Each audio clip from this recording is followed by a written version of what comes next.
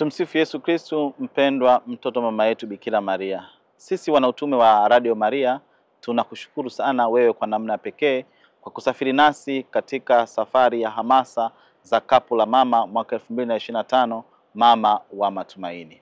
Katika shukrani zetu tumeanza novena ya siku 9 tangu tarehe 19 ya mwezi Novemba, lakini pia tutakuwa na siku 3 kuu za kushukuru. Siku hizi maana yake ni nini? Kwa nini tunakuwa na siku hizi?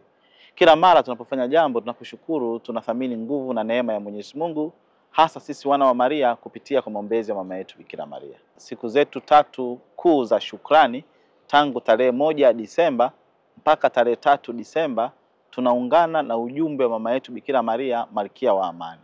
Yeye anatutuma sasa sisi wanautume wa Radio Maria, nawe mpendwa mwana wa Maria, kwanza kuwa na uthubutu wa kuwasaidia watu wengine kuweza kuongoka na kupata wokovu. Pili, kuwa na uthubutu wa kuweza kudumu kuwa waaminifu katika imani katika nyakati za magumu na nyakati za changamoto.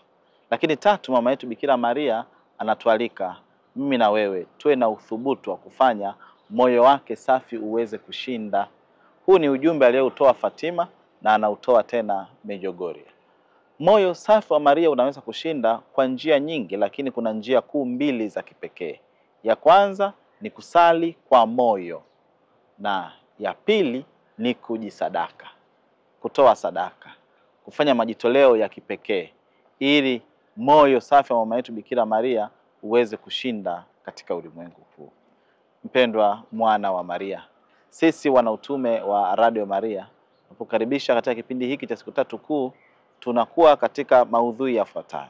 Kwanza, kuingia kipekee katika sala ya Rozari Takatifu, kuingia kipekee katika sala ya Ekaristi Takatifu katika kuabudu na adhimisho la misa takatifu.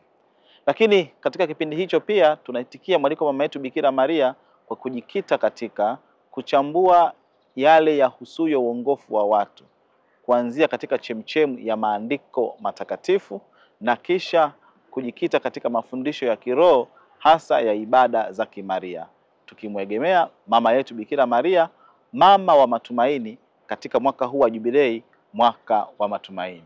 Karibu sana.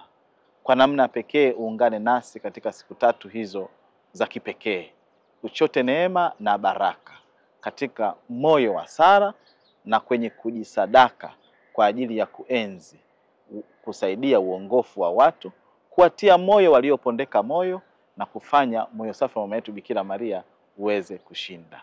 Mama Maria ni mama wa wote, mama wa kanisa na mama wa matumaini. Tumsifu Yesu Kristu. Milele amina.